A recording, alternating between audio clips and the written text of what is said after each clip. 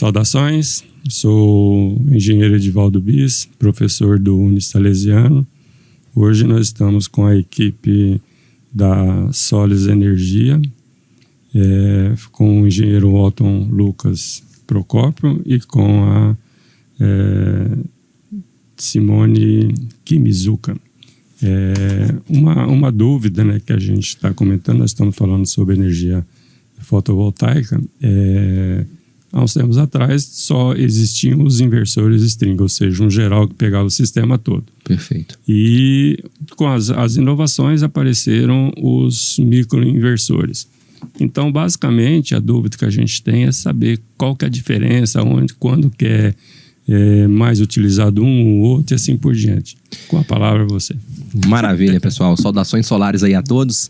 Então, né? Qual escolher? O inversor central, o inversor string ou o microinversor? Bem, quando a gente olha para o nome desses produtos, a gente já consegue visualizar a diferença. Inclusive, tem uma imagem aí que pode apoiar aí a primeira distinção, é a distinção da parte física dos produtos. Aqui à esquerda eu tenho o inversor string central, inclusive do parceiro com que a Solis trabalha, que é a Efor, e à direita eu também tenho um microinversor. Nós também temos ali microinversores para trabalhar.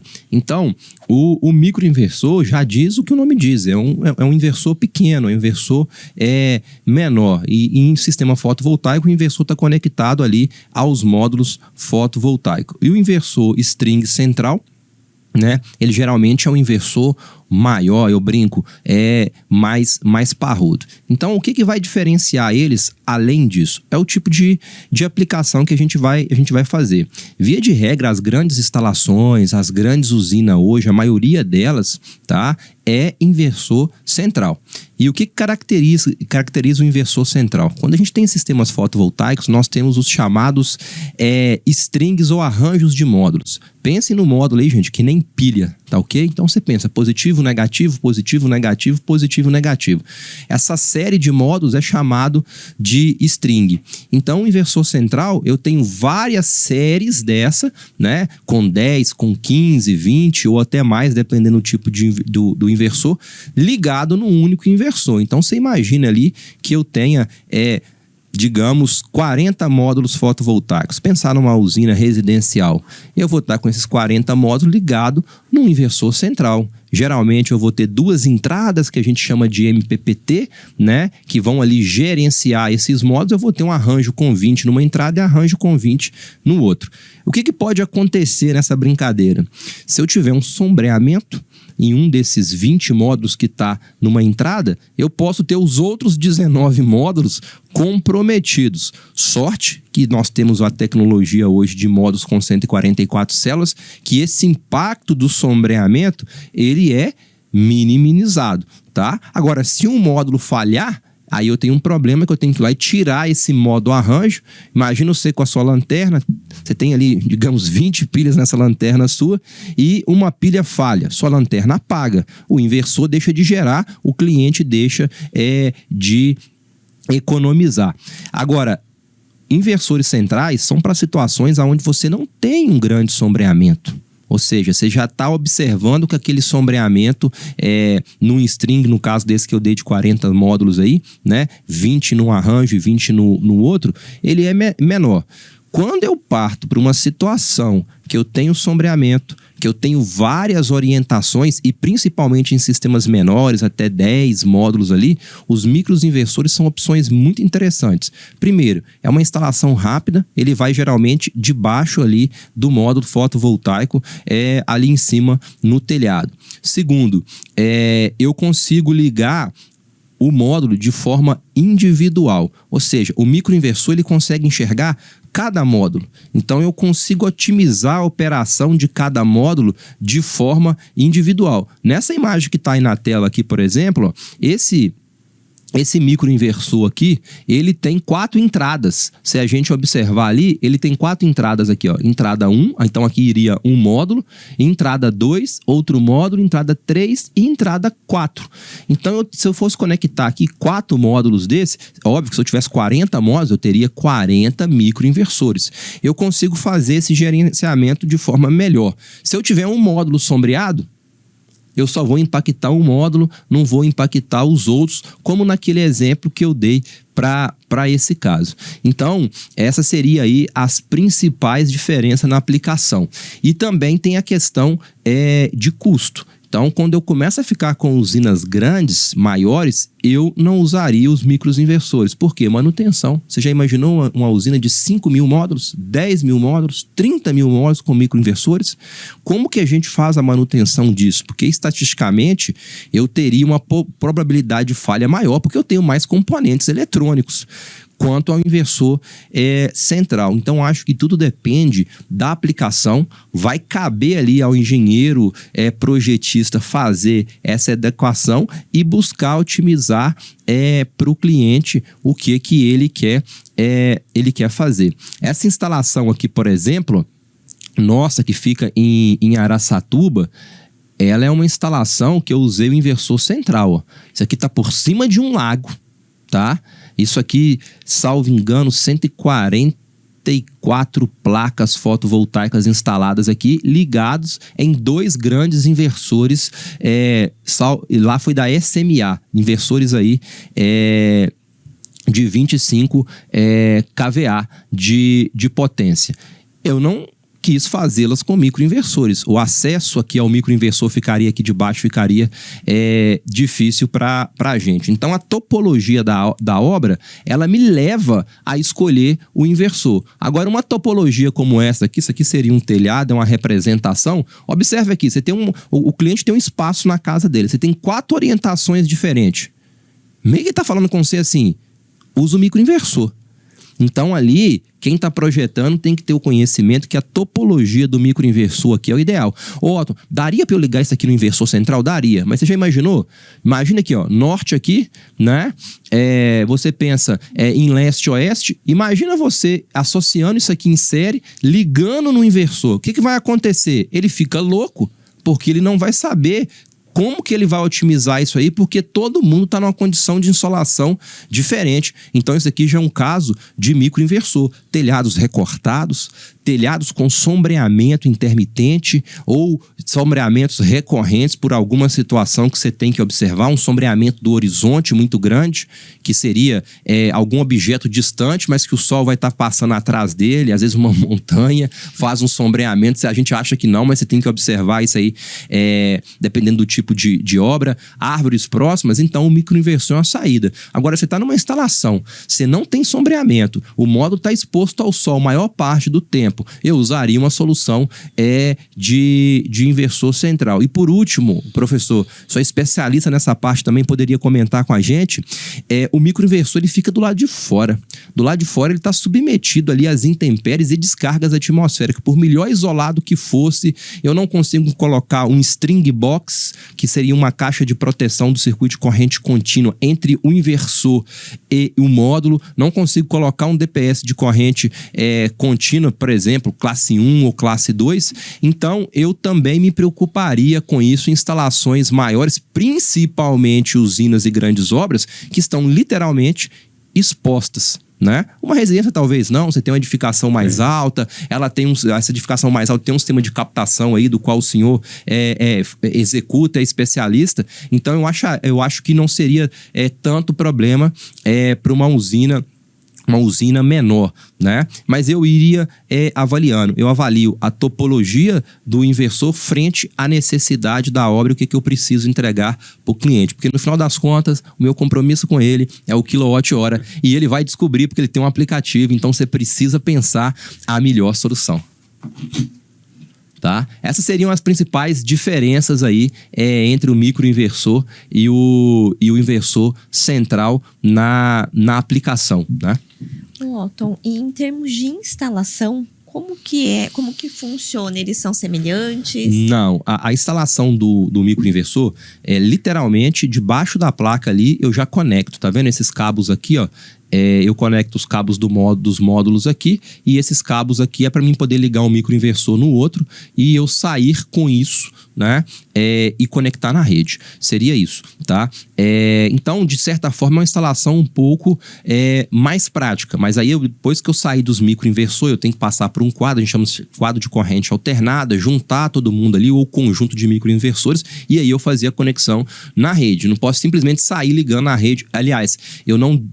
Pode, porque a gente sabe que tem. Eu não deveria sair ligando na rede do cliente de qualquer forma, sem as devidas proteções. Já o inversor string, ele vai ficar, por exemplo, na garagem do cliente, num corredor, desde que esse corredor não receba sol direto, chuva direto, porque eles têm ali geralmente IP67, então tem uma proteção bacana, e você tem que descer com os cabos do módulo, fazer uma infra até o inversor fotovoltaico. Então daria um pouco mais de trabalho, dependendo da instalação que você for fazer. Mas assim, um profissional especializado, instalações aí residenciais, 40, 50 módulos, não daria trabalho, uma vez que ele já pegou o jeito de fazer ali a infra, descer os cabos, passar o eletroduto. E o microinversor, você vai ter que, pelo menos o cabo CA, você vai ter que passar tudo adequadamente, separado as redes e descer até o ponto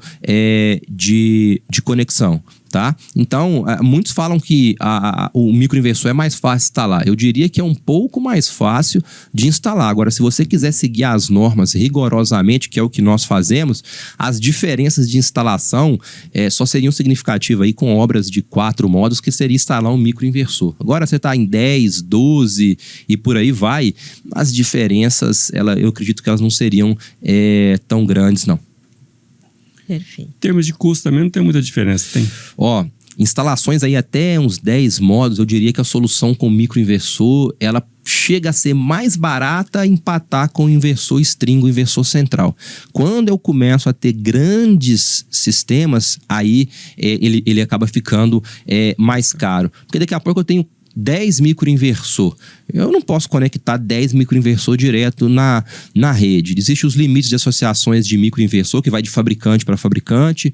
Aí depois eu tenho que levar esses microinversores que somados já virou meio que um inversor string. Eu levo até um quadro, eu associo eles ali e dali eu vou para a rede do cliente. A não ser que você vá levar isso aí jogando os cabos por cima da laje do cliente, debaixo do telhado. É raro, mas a gente infelizmente vê com frequência. Agora, for levar no eletroduto, bem dimensionado, 40% de ocupação, os cabos dimensionados para levar em consideração isso, você acaba tendo um trabalho, mas fica uma instalação de qualidade e durável, porque isso aqui tem que durar, gente, tá? Bem feito, tem que durar e não é para dar tantas manutenções, principalmente na parte do microinversor. Tá? É para ficar ali na limpeza e reaperto de cabos aí a maior parte do tempo.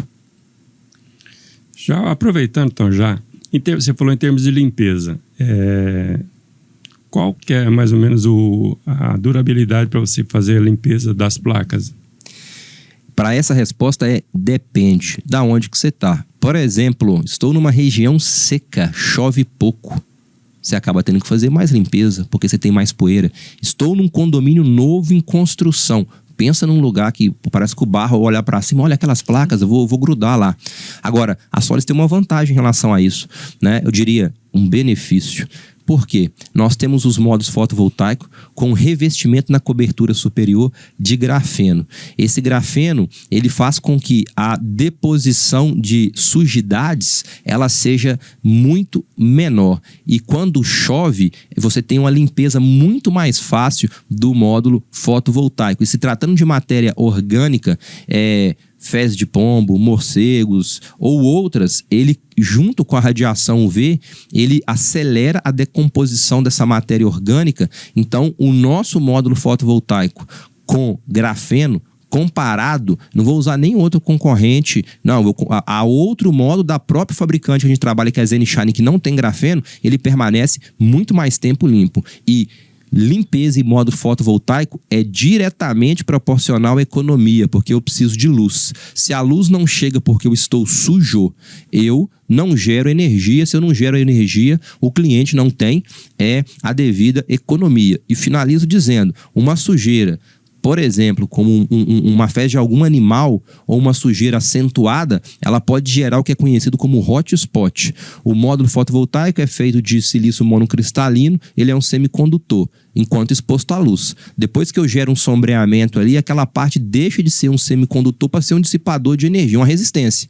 E eu posso ter aquecimento suficiente para, dependendo da qualidade do módulo que você estiver trabalhando, você gerar um princípio de incêndio. É só pesquisar que você vai encontrar isso aí. E no nosso caso, o módulo tem dupla cobertura de vidro além do grafeno. Uma cobertura por cima, uma cobertura por baixo.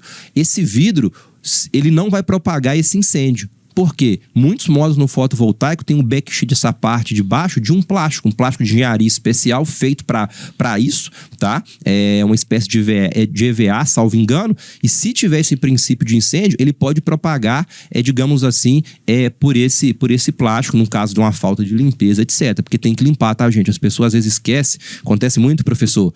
Minha geração caiu muito, eu acho que tem algum problema. Aí a gente chega lá, tem uma obra de arte de muita poeira e alguns pombos. Aí você tem que fazer a limpeza, tem que limpar, tá?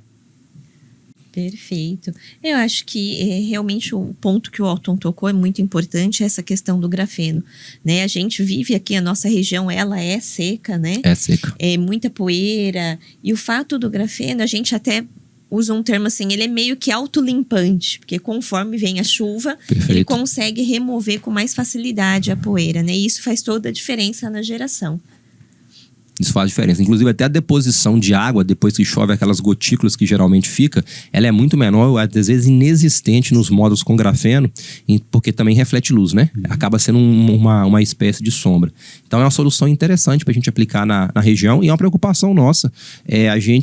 Eu como engenheiro de aplicação também nessa área, a gente tem que conhecer as tecnologias e aplicá-la de forma correta. Eu brinco assim, não existe uma tecnologia melhor que a outra do ponto assim, existe uma tecnologia que para essa condição é melhor do que a outra, mas sempre melhor que a outra é complicado, né? Então a gente tem que olhar para a parte de energia solar não como um supermercado com produtos de prateleira. E você sai com, não, isso aqui serve toda hora a mesma coisa. Não, você tem que olhar para a realidade, a necessidade da obra, olhar para o que está disponível no mercado em termos de tecnologia e fazer a aplicação correta da tecnologia para você entregar aquilo que você está buscando, que no caso do cliente é economia, geração de energia e durabilidade.